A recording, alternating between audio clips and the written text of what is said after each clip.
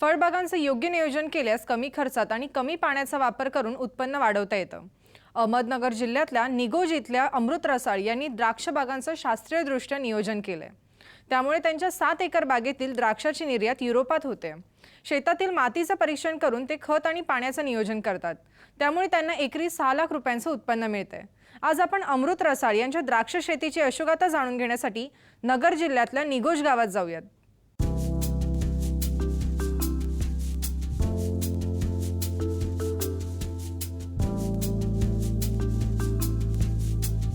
वेलींना द्राक्षांनी लगडलेले घड आणि भरमसाठ पीक हे दृश्य आहे नगर जिल्ह्यातील पारनेर तालुक्यात असलेल्या निघोज इथल्या अमृत रसाळ यांच्या शेतीतील।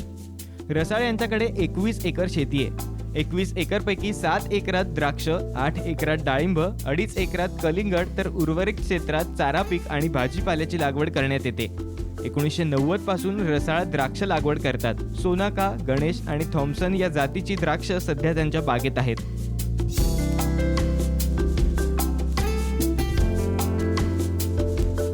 सुरुवातीला सोनाका द्राक्ष ही प्रचलित होती 90 साली।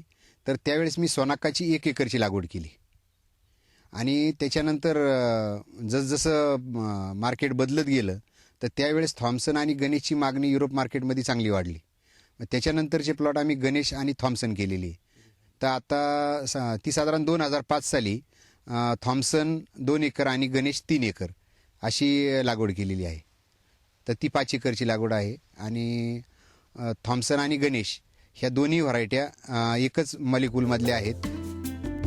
रसाळ 1990 पासून द्राक्षांची लागवड करत असले तरी द्राक्षाची निर्यात 2005 पासून करतात। त्यासाठी त्यांना बागेत अनेक बदल करावे लागलेत। निर्यातक्षम द्राक्ष पिकवण्यासाठी रसाळ यांनी शास्त्रोक्त पद्धतीनं बागेचं व्यवस्थापन केलंय।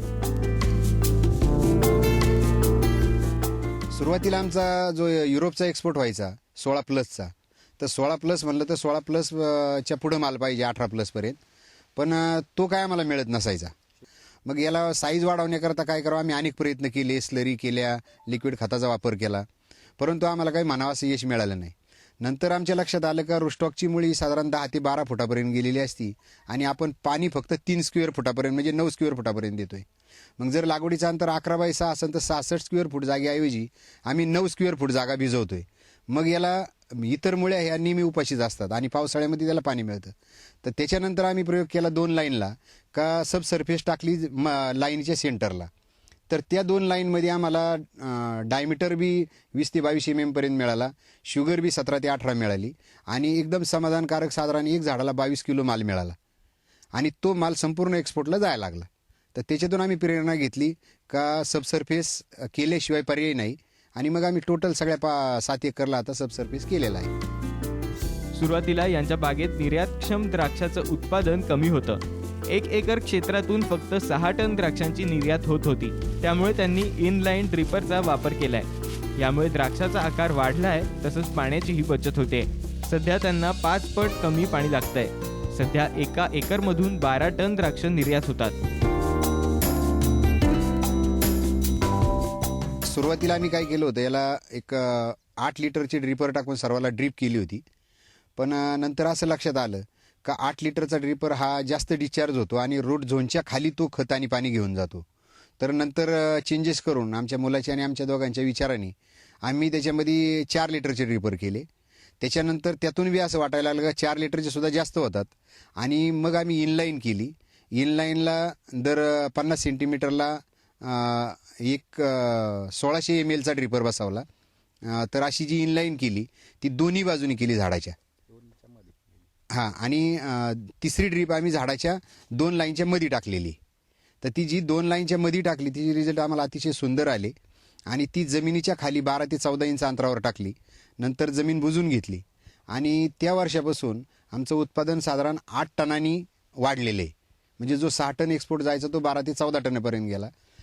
दुसरं रोगराई बी कमी झाली, झाडातली रोगप्रतिकार शक्ती वाढली, झाडांच्या खोडाची साईज बी वाढलेली। रसाळ यांनी निर्यातक्षम द्राक्ष पिकवण्यासाठी खतांचं योग्य नियोजन केलंय। माती परीक्षण केल्यानंतर खत देण्यात येतात। तसंच त्यांनी जीवाणू खताचा वापरावर जोर दिलाय। यापूर्वी आम्ही साधारण 200 ते 250 किलो सुपर फॉस्फेट किंवा 1846 द्यायचो। आता आम्ही फक्त 50 किलोवर आलेलो आहे। का आम्ही काय करतोय आता दोन्ही वेळेस माती परीक्षण आणि पानदेट परीक्षण करतो आणि त्याच्या अहवालानुसार खतं देतो. तर आता असं आढळून आलं का NPK तुमच्याकडे भरपूर आहे, मायक्रोन्यूट्रियन्स आहेत, फक्त ऑर्गॅनिक मॅटरची गरज आहे. तर आता आम्ही काय करतो, प्रत्येक प्लॉटचं सॅम्पलिंग करून घेतो छाटणीच्या आधी, त्याचा रिपोर्ट आल्याच्या नंतरच खतं देतो. तर त्याच्यामध्ये आम्हाला असं आढळून आलं का फार NPK थोड्या प्रमाणात लागतात. आम्ही 5 पट देत होतो, ते आता आम्ही साधारण 20% आलेलो आहे. तर अहवालानुसार खतं द्यायची, झाड पाहून किंवा माती पाहून घेण्यापेक्षा त्याचं रिपोर्टच पाहिजे आणि रिपोर्टप्रमाणे खतं द्यायची. तर खताची बचत झालेली आहे. दुसरा असं का केमिकलचा वापर कमीत कमी केलेला आहे. म्हणजे जे ग्रीन झोनमधले केमिकल्स आहेत तेच आम्ही वापरतो. रेड झोनमधले पूर्ण केमिकल्स बंद केलेले आहेत, कारण प्रत्येक बाटलीवर एक लाल किंवा ग्रीन चिन्ह असतं. तर आम्ही रेडमधली औषधंही बंद केलेली आहेत का ज्याच्यामुळं मनुष्याच्या आरोग्यावर परिणाम होतो, ज्याचा रेशिड्यू 6-6 महिने 8-8 महिने राहतोय, काय औषधांचं 3-3 वर्ष निघतोय. तर तशी औषधं आम्ही पूर्णपणे बंद केलेली आहेत. रासायनिक खताचा वापर जर टाळायचा असेल तर आपल्याला पहिलं जीवाणू खतांचा वापर वाढवावा लागतो, कारण जमिनीमध्ये फिक्सिंग झालेला फॉस्फरस, नायट्रोजन आणि पोटॅश हे भरपूर प्रमाणात आपण टाकून ठेवलेले आहेत किंवा सेंद्रिय खताच्या माध्यमातून ते मिळालेले आहेत. परंतु अवेलेबल करण्याकरता जास्तीत जास्त जीवाणूचा वापर करणं, PHB आसन, नायट्रोजन उपलब्ध करणारे बॅक्टेरिया असतील, पोटॅश उपलब्ध करणारे बॅक्टेरिया असतील, तर ह्या बॅक्टेरियाचा वापर सतत करीत राहणं आणि त्याला वाढण्यासाठी व्यवस्थित मीडिया तयार करून देणं. तर ही 2 कामं केली तर रासायनिक खताची गरज फार कमी आहे, ती फार वापरण्याची गरज नाही. सुरुवातीला आमचं एक्सपोर्टचं उत्पादन 6 टन असायचं आणि लोकल मार्केटला 7 ते 8 टन माल जायचा. एकरी आमचा टोटल 11 ते 12 टन माल जात होता, पण तो एक्सपोर्ट दर्जाचा 6 टन निघायचा आणि 7 ते 8 टन हा लोकलला जायचा. त्याच्या किमतीमध्ये दुपटीचा फरक असायचा. परंतु आता काय झालं, आमच्याकडं लोकलचा माल साधारण एकरी 1 टन निघतो आणि 12 ते 13 टन माल हा एक्सपोर्टचा निघतो. हा फरक झालेला आहे आणि मालाची किपिंग क्वालिटी वाढलेली आहे. साईज 22 mm असून मनी पोकळ नाही. मनी जर कापला तर पूर्ण पल्प आहे त्याच्यामध्ये आणि खायला एकदम द्राक्ष टेस्टी आहेत. याच्यापूर्वी द्राक्ष खाताना एकदम चौथा किंवा असा जाड भाग त्याच्यामध्ये जो राहायचा आणि त्याला द्राक्षाचा स्वादच नव्हता. तर हे सगळं जे काय घडलं हे जीवाणूंच्या वापरामुळं आणि स्लरीच्या वापरामुळं घडलेले. अमृत रसाळ यांना शेतीच्या कामात त्यांच्या मुलाचीही मदत मिळते. राहुल रसाळ याचं BSc ॲग्रीपर्यंत शिक्षण झालंय. शिक्षण संपल्यानंतर राहुल त्यांच्या वडिलांना शेतीच्या कामात मदत करतोय. निर्यातक्षम द्राक्ष पिकवण्यासाठी त्यांच्या ज्ञानाचा वापर होतोय. खत देण्यासाठी स्लरीचाही वापर करण्यात येतोय. एका हौदात स्लरी तयार करण्यात येते. तयार झालेल्या स्लरीचं एरिएशन करण्यात येतं, ज्यामुळे जीवाणूंची संख्या 40% वाढली आहे. सध्या रसाळ यांना 1 एकरमधून खर्च वजा जाता 6 लाख रुपयांचं उत्पन्न मिळालंय.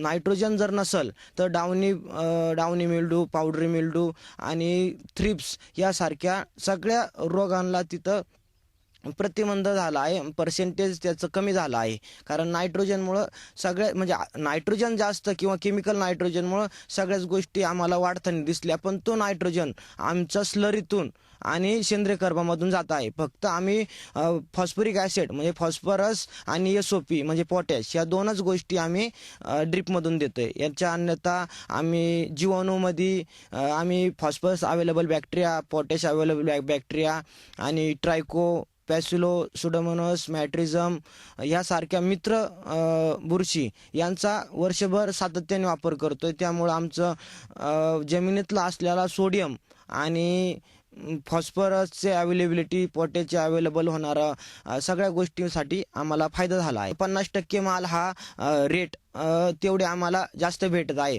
म्हणजे पर एकर 7.5 ते पावणे 8 लाख रुपये आमचे पर एकरचे होतात आणि आमचा पूर्ण लेबर खर्चासह टोटल वर्षाचा खर्च 1,10,000 ते 1,20,000 एवढा येतोय.